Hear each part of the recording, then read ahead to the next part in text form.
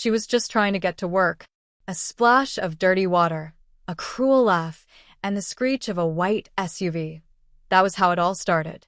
Chloe Carter, a quiet 23-year-old janitor, didn't expect her world to shift that morning. But someone saw it all from across the street.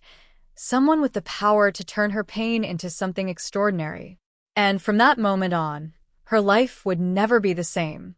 It was a dreary Thursday morning in Chicago, the kind where the clouds hang low and the streets still glisten from last night's rain.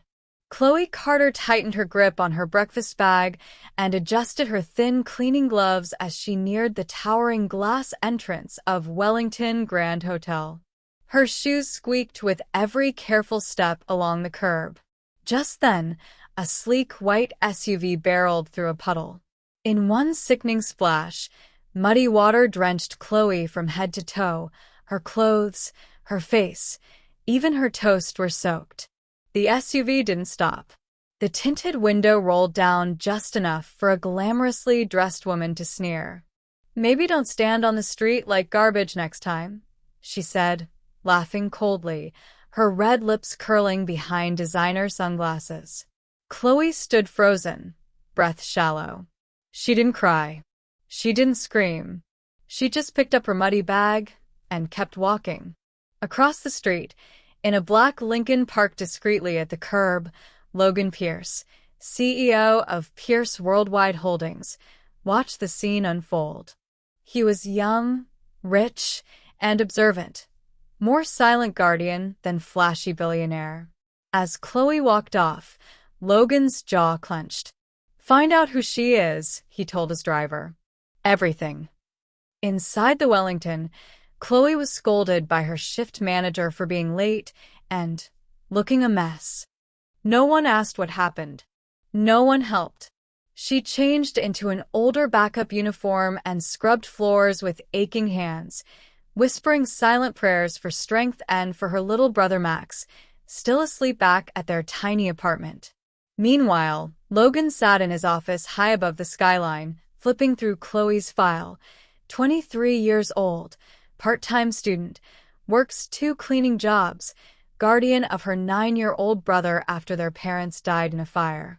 Logan's fingers paused on a photo of Chloe smiling beside Max. "She's stronger than most people I know," he murmured.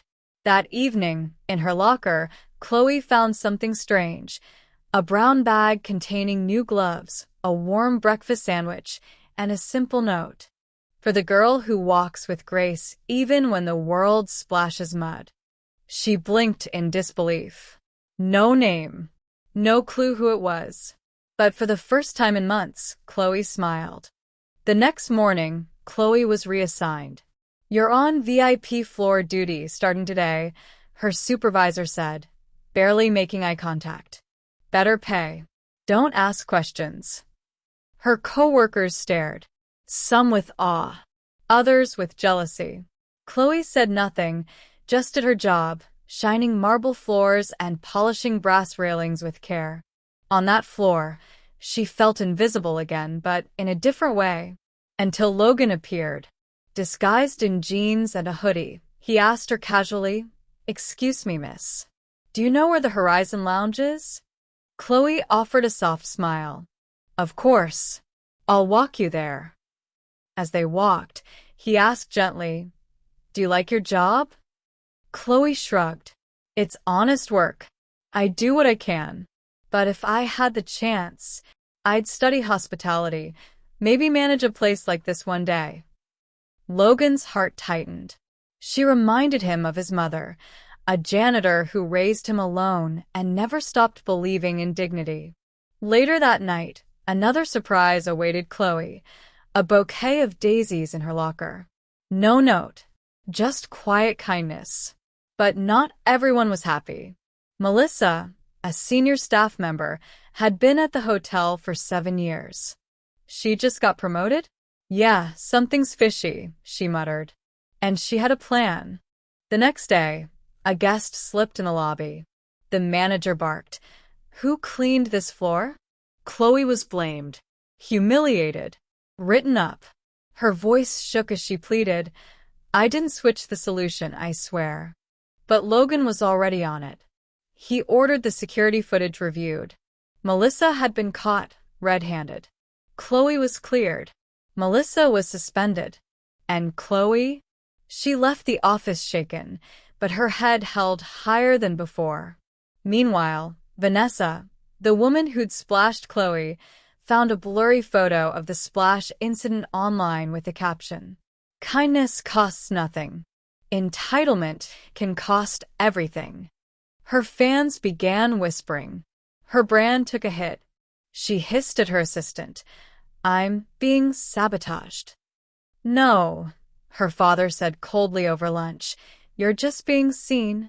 Logan, now done hiding, invited Chloe to coffee in the hotel's rooftop lounge.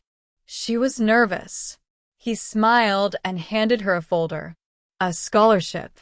Full tuition. Hospitality school. You'd still work part-time if you choose." Chloe's hands trembled. "Why me?" "Because you never asked for anything, but you deserve everything." Chloe started evening classes. The hotel proudly announced her scholarship during a staff meeting. A quiet cheer rose in the room. Even those who once gossiped now applauded. Vanessa, meanwhile, had posted fake articles accusing Chloe of being a gold digger. Logan didn't stay silent. He called a press conference. "Chloe Carter is the most genuine, hardworking woman I know. If you think kindness is a weakness, you've misunderstood everything." The room erupted in support. Vanessa's lies backfired. Her father froze her cards and removed her from their company's board. "When you've learned humility, we'll talk," he said. Logan and Chloe began spending time together, not as CEO and cleaner, but as two people finding common ground in quiet moments. One evening, he walked her home. At the gate, her little brother Max ran out and hugged her tightly. "Is he your friend?" Max asked. Logan smiled. "I hope so." The story went viral. From mud to magic, the janitor who inspired a billionaire. And 1 year later, at the hotel's anniversary gala, Chloe took the stage, now a graduating student, an employee with a voice, and a woman of strength. "I used to walk this city invisible," she said into the mic, "but someone chose to see me. Not because I screamed, but because I stood." After the gala, she returned to the street where the SUV had splashed her. She took off her shoes and walked barefoot across it. Logan joined her. "You're not that girl anymore," he said. "No," she smiled. "But I carry her in my heart. She taught me how to rise." And together, hand in hand, they walked forward, proving that even when life throws mud, you can still bloom.